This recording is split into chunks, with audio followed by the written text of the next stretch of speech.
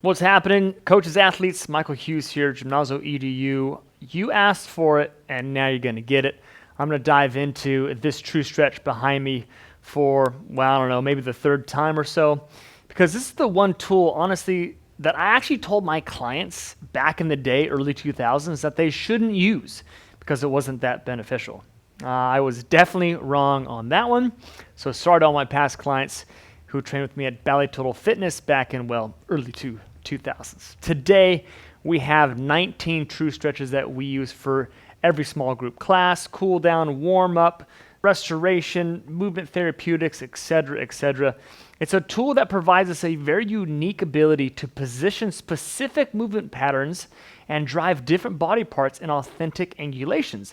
That actually would be very challenging for an athlete to dial in with just their body or traditional tools. Our body is so multifaceted with different aspects. So if we can use any advantage we can, well, we're going to use it. In fact, if I had more room in my facility, I'd buy even more of these things. So if you own or actually have access to a true stretch, then give me a thumbs up in the comments below, because honestly, it's kind of a bit of a following in a sense. Well, in this video, I'm going to cover how to directly mobilize the quads, the adductors, the hamstrings, the glutes, the chest, and the lats. These muscles are heavy hitters in any strength-based workout, so feel free to mix and match for the body or specific muscles that you want.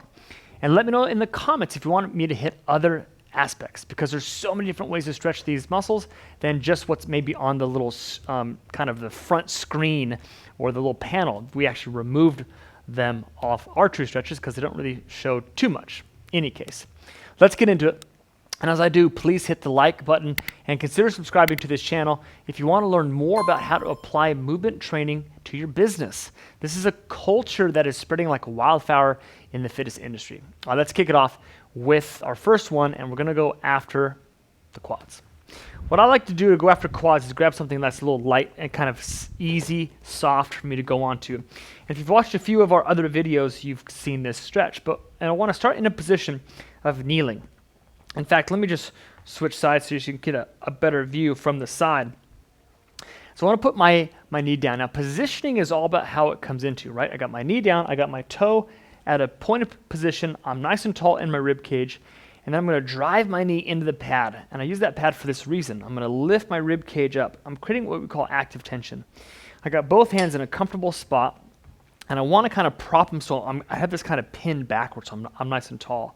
I'm ready for my quads to be lengthened. Now from here, it's all about what I do, right?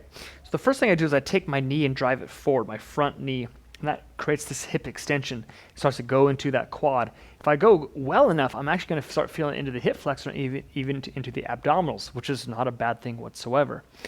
And then as I feel that stretch, I want to go to about a 7, 8 out of 10. And then from there, this is where I start to add all the different patterns.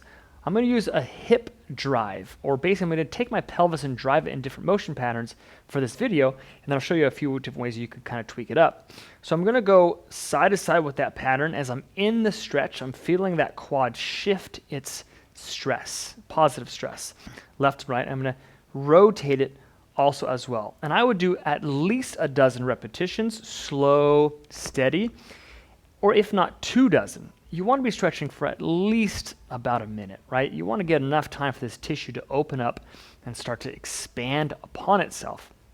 Really important that you do that.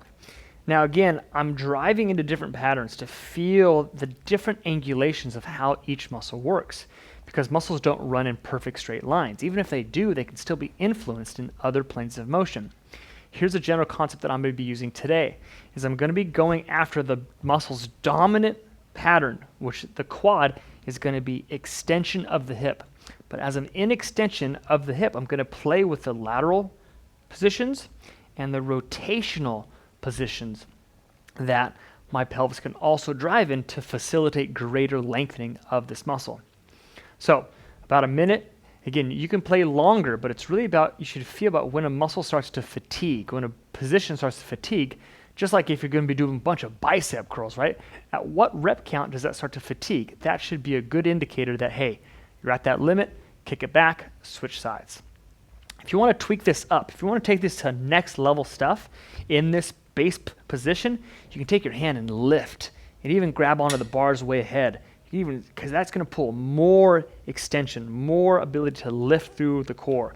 If you want to change the position, you can kneel down and you can see how my foot is back here, and I can get even more flexion of the knee, which is creating a greater strain on that quad. Now I don't have to go as far. I can start to position myself. If you find yourself like just cranking way out, and like, I don't feel a quad stretch whatsoever, more than likely your hip is in too much of an anterior tilt, and that's reducing the amount of tension in that spot. So go to a posterior pelvic tilt and then do that stretch, and I bet things will change. That's our first drill. Lovely, lovely stretch to really open up through a lot of squats, a lot of lunges. The second one we're going to be going after is going to be the adductors. Now for the adductors, this muscle is kind of one of those hidden heroes that we don't spend a whole lot of time on, but it's so integral into athletic movement, especially on strength leg days, where you don't think of these adductors as strong muscles, but they're incredible stabilizers and slight movers of the pelvis.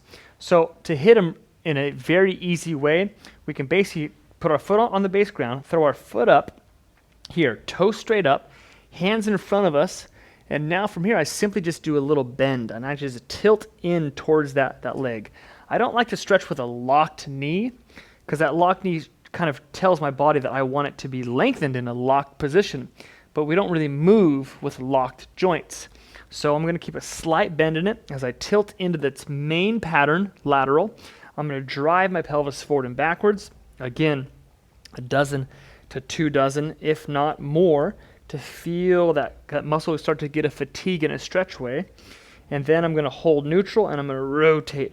And as I rotate, you're going to see my foot wanting to move with it because I'm putting extra rotation or external rotation at this hip joint. It's basically saying, I am running out of room, so if I keep my foot pinned, and I can even put my foot pinned on the back bar, I can actually kind of have a better chance of separating that connective tissue out and giving it some more elastic recoil as I start to move.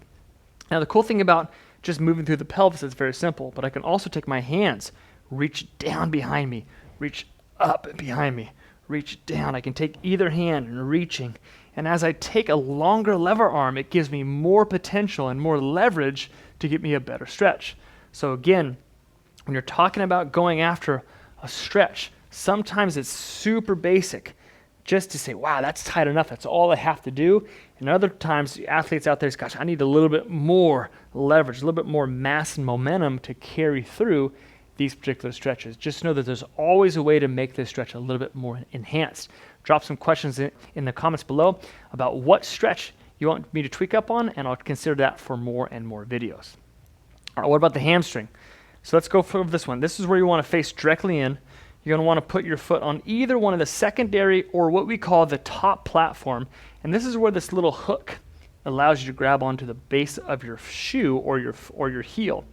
And I want to put a little tension on that. So I'm going to drive my pelvis backwards. It's going to start to straighten out my knee. But since my heel is locked into that, it creates an extra tension, which is what I love, just like your heel is going to be locked into the earth. From there, I want to rotate my pelvis forward, and then really my chest follows.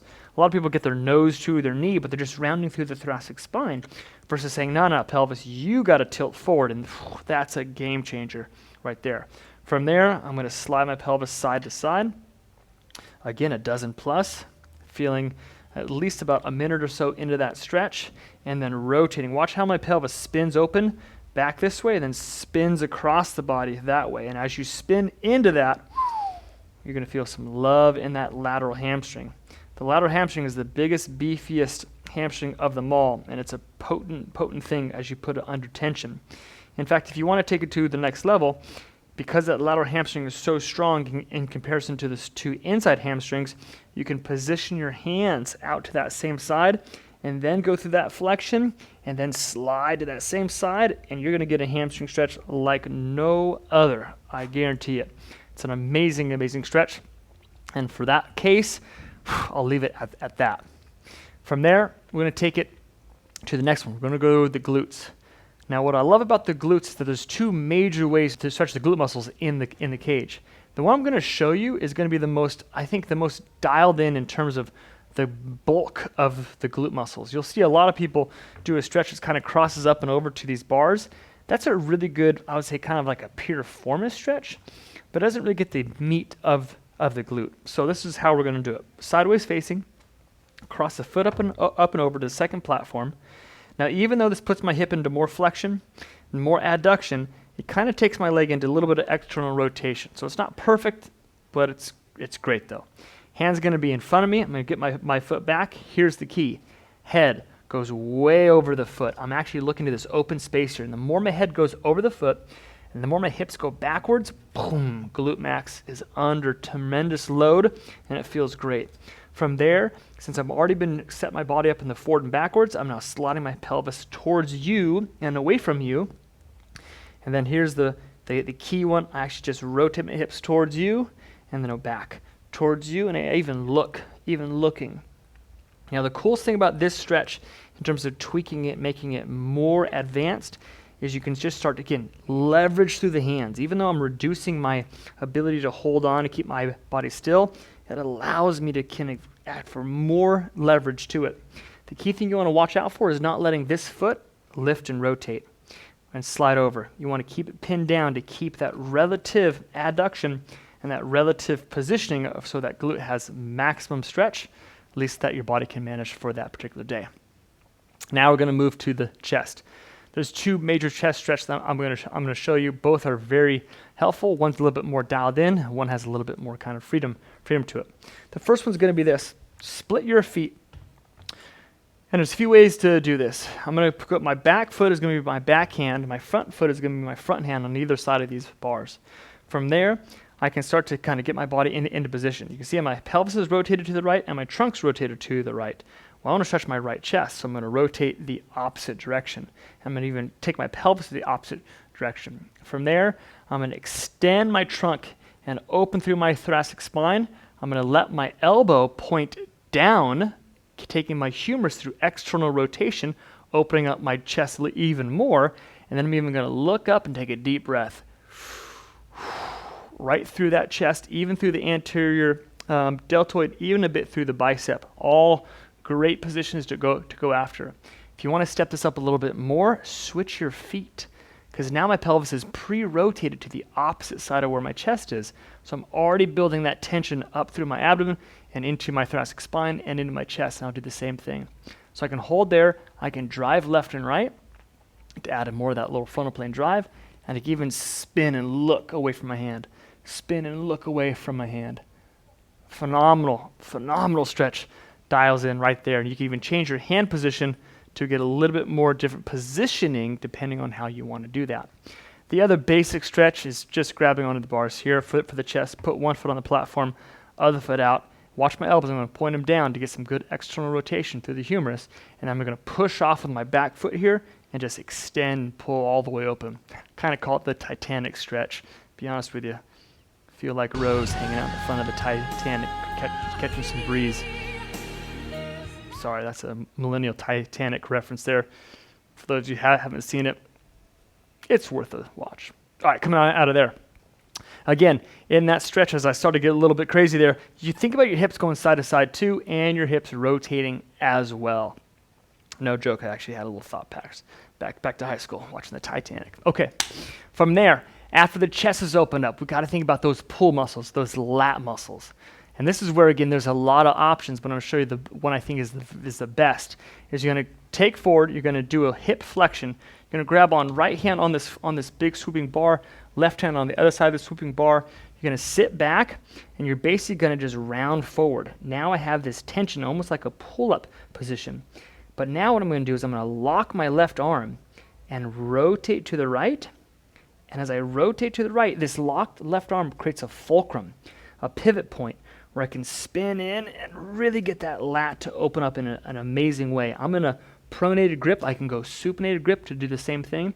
I can even change my hand to more of a kind of a neutral grip, or a neutral grip in a slight variation on these bars. And I can do the same thing to go after different muscle groups of that lat to dial in how I want to feel based upon the type of pulls that I did. And I can switch sides and do the exact same thing on the opposite side.